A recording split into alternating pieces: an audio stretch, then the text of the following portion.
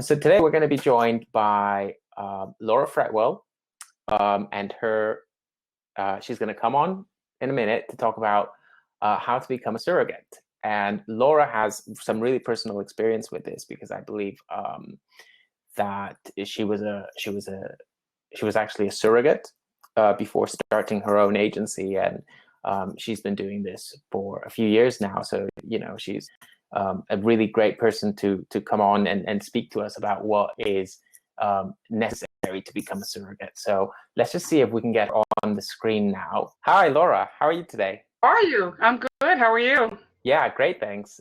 Thanks for joining us. And thank you very much for taking the time out of your busy schedule to come and speak to us about. My pleasure. My pleasure. Yeah, I know you've had a really busy week with visiting surrogates and things. Egg donors and surrogates and intended parents, everybody all want everything now. Yeah, and I'm sure things don't always go according to the schedule, is it? No, and that's part of my presentation today. The hurry up and wait. Everybody's waiting, and there's a lot of components to the whole thing. So.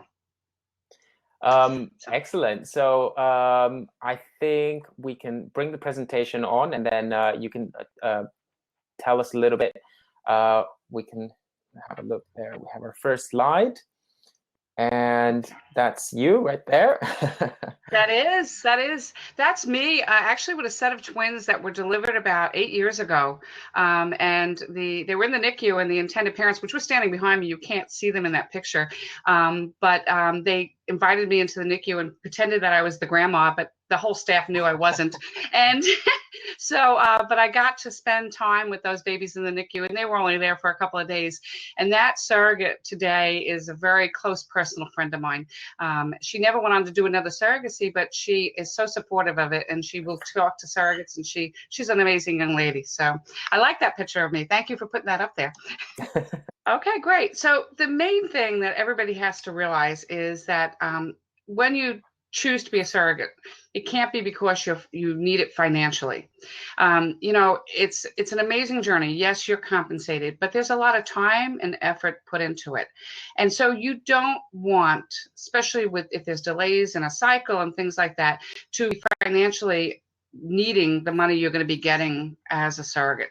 And one of the first things when I sit with a potential new surrogate is I really express that, you sign on with the agency, we're finding you a couple, but there might not be money coming through for this until you're, 6 months along, and I'm not saying 6 months along pregnant, I'm saying 6 months along before we finally get a pregnancy.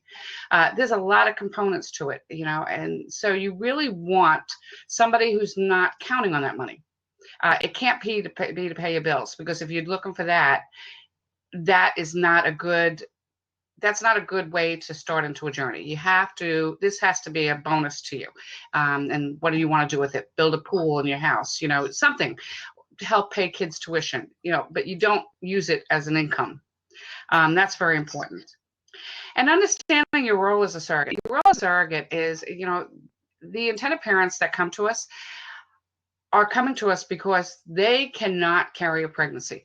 And so it is very, very personal, very emotional. And you don't want a surrogate who it's all about them or about the money. Your role is to help complete this family and commit to sometimes it takes, I've had surrogates, it's a year before we're pregnant. So you have to be able to commit, and it's not a very quick procedure, so that's my part of, motivations and what your role is. So yeah, I mean, like you said, there has to be a really good motivation behind it. And I mean, I've been to a couple of seminars where I've heard surrogates talking about the kind of the reward that they get from becoming a surrogate, from helping somebody, and it's not the financial reward that they're referring to. It's the like helping someone become, get a family or have kids. Exactly. I was a surrogate. I delivered a little girl in 2006 for a same-sex couple. And I will tell you, there is no bigger joy in the world to see when you see those waiting parents hold their baby for the first time.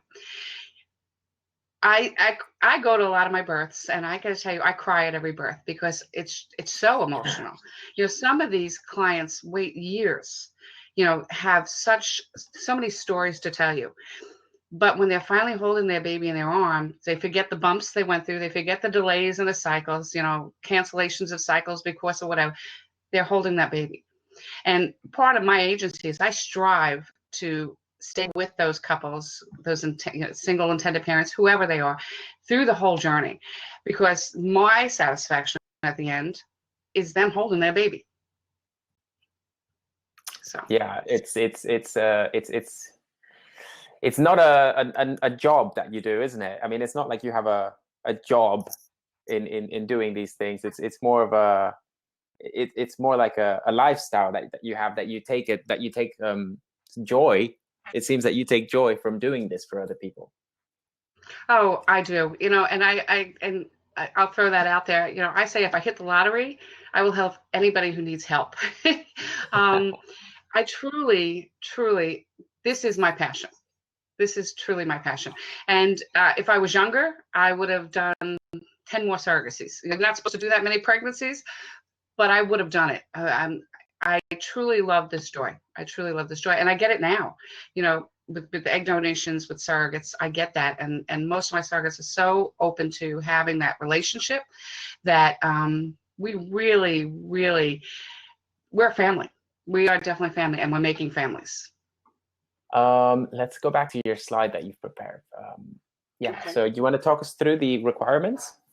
Yeah, I will. So requirements, and these are requirements that are set by the reproductive endocrinologist and the ASRM. So it's not something that, we can bend some rules, but there are not a lot of rules we can bend.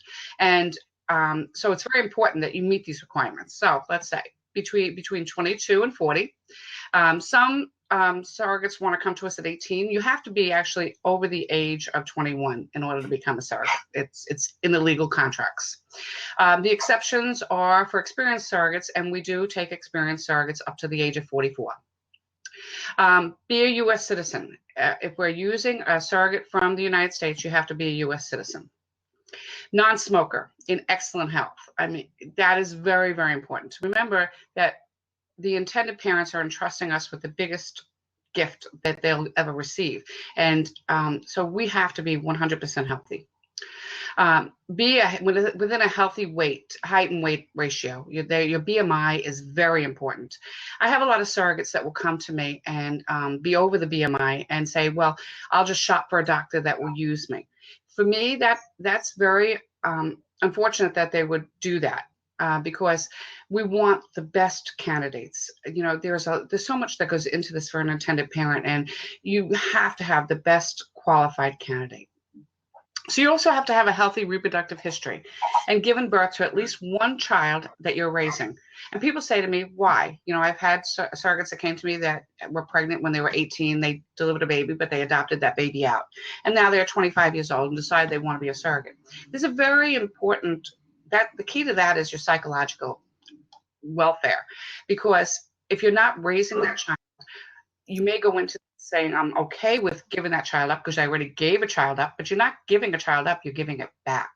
And so that's very important, because we have to know that you're prepared mentally to not go home from the hospital with a baby. And so that's a very, very important step. Yeah, that sounds like it could be something you really need to prepare for in advance, to be able to get to that stage where you give birth and then you hand over the baby to its parents. Yeah. Well, one of the biggest things is when I sit with a surrogate, if she's saying I'm willing to give up a baby, I sit with her and we really go over it very clearly, because you're not giving up the baby, you're giving the baby back. It's not your baby. You have no biological connection to that baby. So, it's, some people say, oh, my, Laura, sometimes you could be rude with that. I mean, they're still carrying that baby. And believe me, I know it. I delivered a baby, but we have to be prepared, and we have to know in our hearts we are not the biological parent. Now, as you're carrying that baby, you should bond with that baby and treat that baby as you would treat your own. But the minute that baby's born, it has to be, you have to know where it separates. And that's, that's a difficult, in this world, it is a difficult part of it. Yeah, awesome. Okay, let's go to the next slide.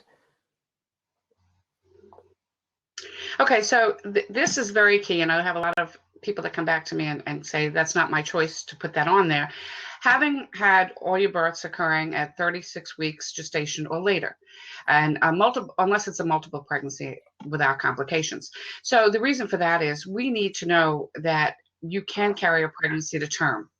If you had placenta previa, if you had, hypertension, pregnancy hypertension, those things affect every pregnancy that you're going into.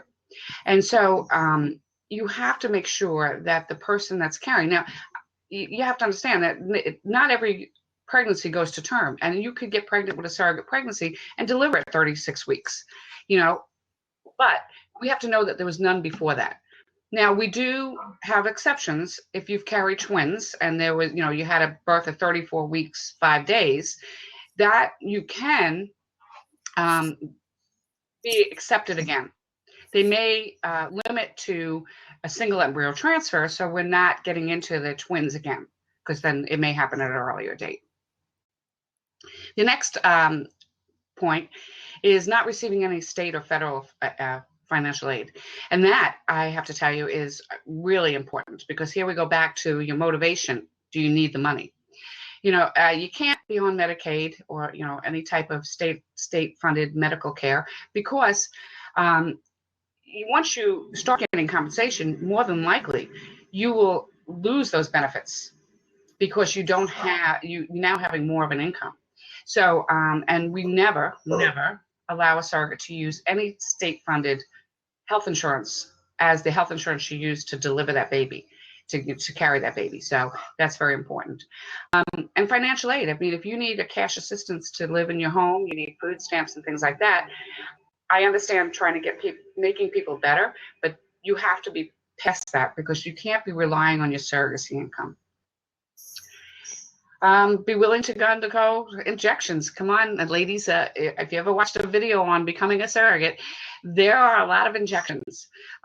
Some people will get lucky and we get to use, different methods, patches and things like that, vaginal suppositories. But the most of the time, you're going to be going through injections. So you have to be willing to do that. And if needles scare you, then you might not be in the right place at the right time. Yeah, that's tough. Be willing to undergo background checks. Husband, partner needs to go as well. My agency takes it one step different too. Anybody over the age of 18 in your house. And let's put it this way: there's not a lot that will that you will disqualify you. The biggest thing is there is no drug use. There's no drug charges. There are no domestic violence, driving under the influence of alcohol, things like that. Some girls come to me and say, "Oh my goodness, I wrote a bad check 7 years ago, and I got prosecuted for it. Does that exclude me?"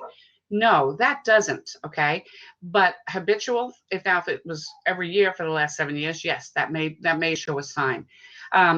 We need somebody with a clean slate. No open cases with especially in criminal court, because we can't have a baby being born in jail. you have to understand that. So that's important. If you're not willing, but some husbands are not willing to, because they may have had something prior to 10 years prior. I will work with them. I will talk to them, and we'll see if they qualify still. So it doesn't exclude you, but we just need to know what's out there. And the biggest thing, be willing to undergo that psychological consultation. That is very important. And at becoming a surrogate, you're going to hear from me or your agency or whoever. You're going to hear over and over again. I can't tell you how many times you're going to hear it. The whole process. What you're expected. What are the expectations of the intended parents? What are the medical expectations, and over again. And then I repeat to you about all different things, selective reduction, things like that. But then the psychologist goes over it with you and brings up probably points that I didn't bring up with you. You meet with the doctor, he's bringing up points with you. We're all repeating the same things because we want to make sure the surrogate is 100% informed and she's prepared to do what we're asking her to do. Do you have any questions? Yeah, I mean, there's so much information right there, and it's I don't want to say it's overwhelming, but it is a lot of requirements. Yes. Well, it's a big job, and when I say job, I don't mean it as a job you go to 9 to 5. When you take on the role of a surrogate, your life revolves around it. You can't walk away at 5 o'clock and say, "Oh, I'm not pregnant." You know what I'm saying? And tomorrow morning I'm coming in at 9, I'm pregnant. It's a huge job.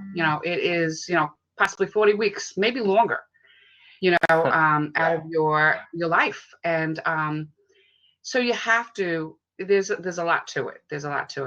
And, I look at surrogates and I say, do your research. That's a big thing too.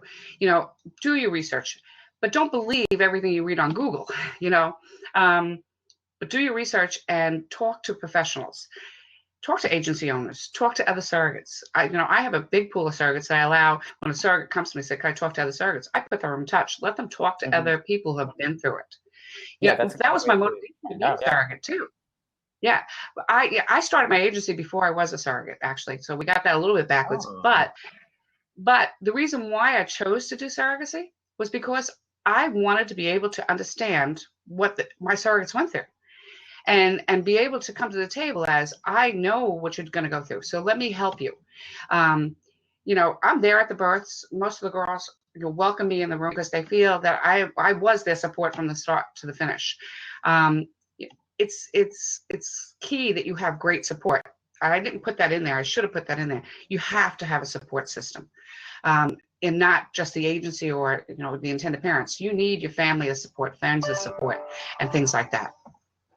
Yeah, I mean, just going back a little bit to what you said before and what you say now about support is that, I mean, you're going to have to do a background check on other people in the household, and right. So so everyone's, in a way, everyone is involved in this. It is. It really is. Your husband or your significant other, your children. When I delivered the little girl that I delivered, back in 2006, my youngest two were 4 and 5, and I got to tell you, they were. They know you need to explain to your family. I had older children who supported me 100%, helped me with injections. My husband was a little squeamish of that, so I had my kids do it for me, my older kids. But it has to be a family, or you have to have a support network. I have girls that come to me that they live on their own, they're single, and they don't have a support network around them, and sometimes it breaks my heart because they would be amazing surrogates, but you can't go into this without a support system. You can't, because you can't rely on your intended parents for for that everyday support. Nobody, and you're not going to go live with them. So you have to have somebody in your corner. And with surrogacy getting so big, you wouldn't believe how you start talking about it and how many friends have family members who are surrogates and things like that, or used a surrogate. So, you can get your support that way sometimes. But you have to have, that's important. That I should have put that as the key. Yeah, because. Well, we talked about it now. It's very important. Yeah. Yes. So let's go back to the next slide, and you're going to tell us a little bit more about the clearance. Right. So medical records, when you apply to the agency, when you apply to, if you make an independent match, the first thing anybody's going to do is ask you to release their medical records, your medical records. We're not looking for your medical records on, health. We're looking for your previous OB records. And so we're having prenatal and delivery. And that is very key. We at the agency do take them. They're reviewed by an independent doctor to make sure that he doesn't see anything that would be out of the ordinary. And so then once you're matched, they're going to the reproductive endocrinologist. My doctor that actually reviews my records when I get them is actually a reproductive endocrinologist, and who does not, he doesn't see all these girls, but he just gives me, yeah, this looks good, question this, because I want to present the most perfect candidate to my clients. And so medical records is very important, and complete medical records, and they can't come from you. So like the surrogate can't go pick up the medical records and bring them to me. And people say, why not? Or bring them to the, because we don't want, we want to make sure that they were not tampered with, that we have everything that was in that file. And that's based on experience, you know, people pulling out just one little sheet that could have been very beneficial to us to know, so that way we didn't proceed any further. Part of the medical is also, you're going to go through a lot of testing and a lot of blood work, you know, a hysteroscopy, maybe a saline ultrasound. There's a lot of testing that and it's not inexpensive for these intended parents. So we want to know that we know as much as possible before we put you before the doctor and spend all the money. And then the psychological. There's two parts to that. The first part is meeting with the psychologist with your significant other, or the main support person. If you're alone in that, she's going to discuss, or he's going to discuss, making sure you definitely have support. And so you go through the psychological, and you go through and you take some testing, MMPI and things like that. And then that's evaluated. And once we get a clearance, there's also a second part to that I require, that is either done via phone or with Skype or however, but with the intended parents also. And so that way we know you're all on the same page and have the same expectations. Very key to this is you don't agree to do anything or say, oh, that's not going to happen, so we're not going to discuss it. Selective reduction, termination. There are a lot of things, you know, what would happen if, you know, God forbid, you were in a car accident and put on life support. There are a lot of things that go into this. And so it's all discussed. And some people say it can be morbid, but you have to discuss these things. You know, these are the risks that are involved, and you have to know. And, you know, if you're not a fan, if you would never terminate on your own and you don't feel you could terminate, then you don't match with a client that may terminate for, you know, medical reasons or whatever. Because you have to be on that same page. We can't get to that point and say, well, maybe I'll do it. It's the intended parent's baby. And at the end of the day, they should have the choice, if there's a major, you know, medical issue, to not continue that pregnancy. This is all discussed first by me, you know, then by the medical people, and then by the psychologist. So we're all talking about it. And then when it gets to the attorneys, it even gets even bigger because they're talking about it also. So very, very important that you be on the same page and be honest with your especially with the psychologist. I have never, I have seen maybe one or two in my 16 years of doing this who did not pass that part of the evaluation. And mostly that's because they were not prepared. Even though they said the right things to everybody else, when it got to the psychologist, they really were not prepared to do what they were going to do.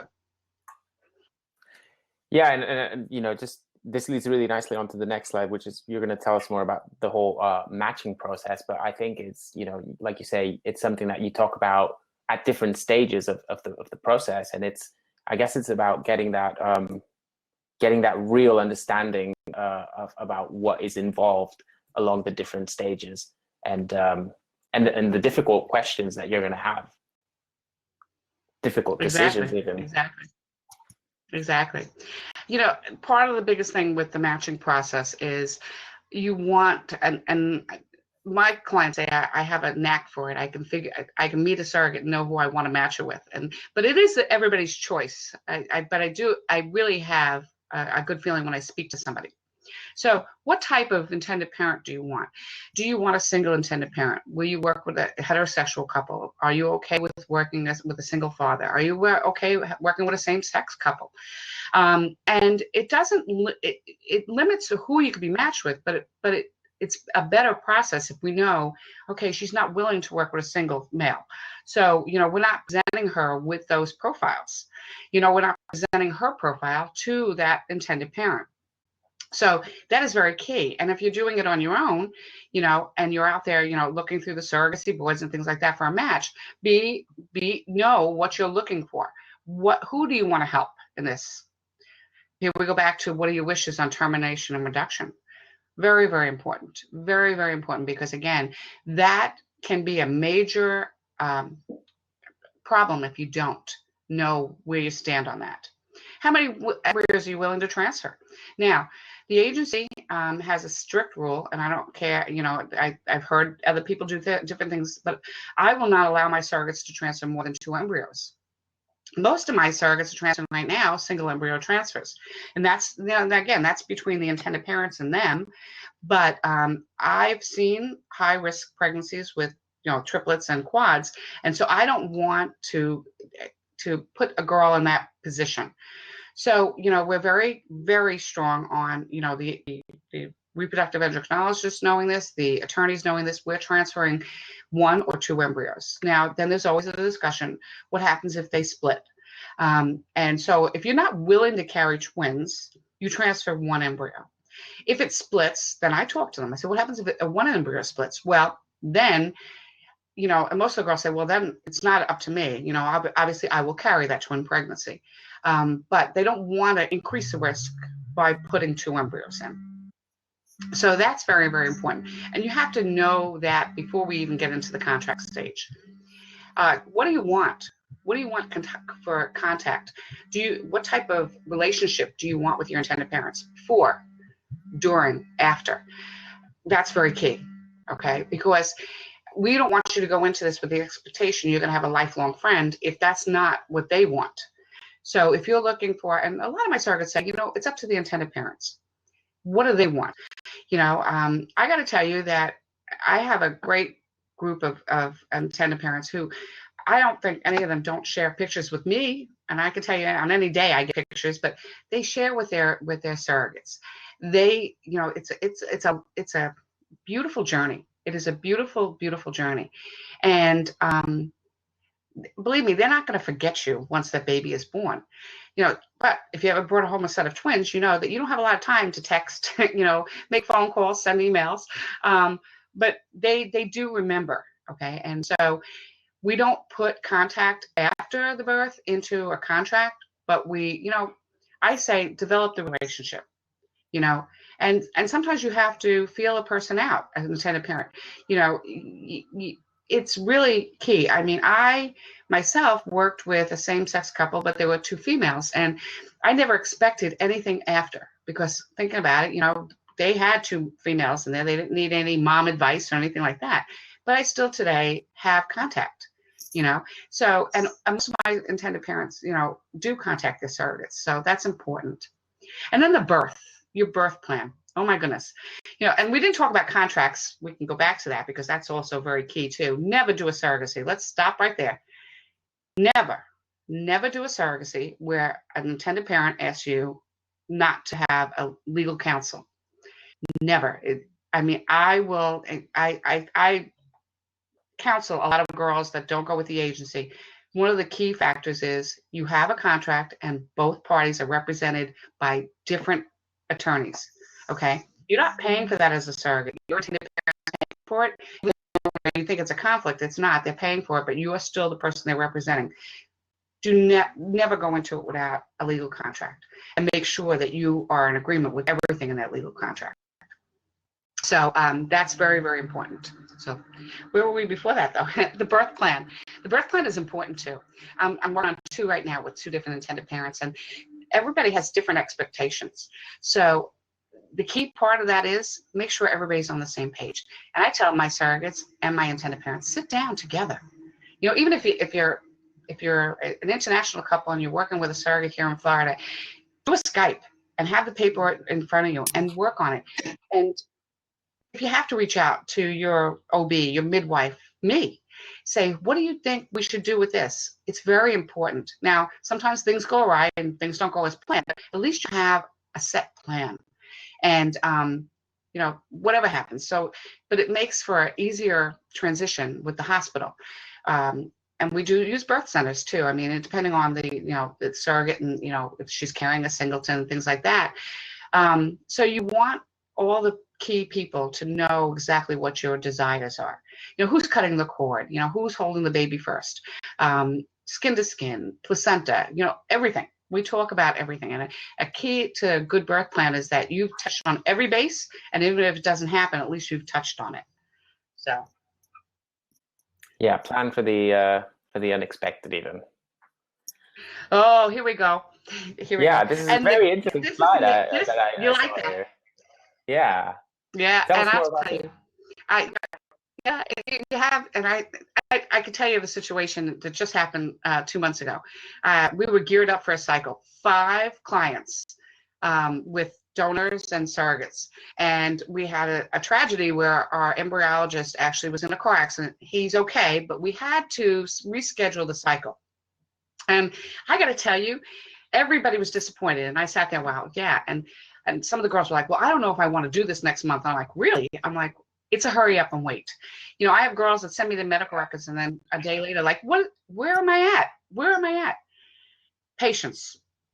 Patience. Everything requires patience. And especially in this industry, you can't push the doctors.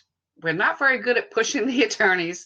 I do my best, but patience is very important. Very, very important. You may have heard this before a lot, and the question is, from a surrogate's point of view, is, am I going to be genetically related to the baby? Absolutely not.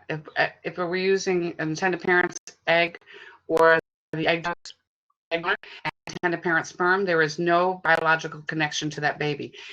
So DNA can be done, and you will find out that even though you've carrying that baby, that baby does not carry your genetics. With me, I had to do DNA since I worked with 2 females, and I found that hard. I said, how do I carry a baby and really don't have, nothing passes? And they're like, absolutely nothing. It's all the DNA of the donor or whoever provided the egg and the sperm.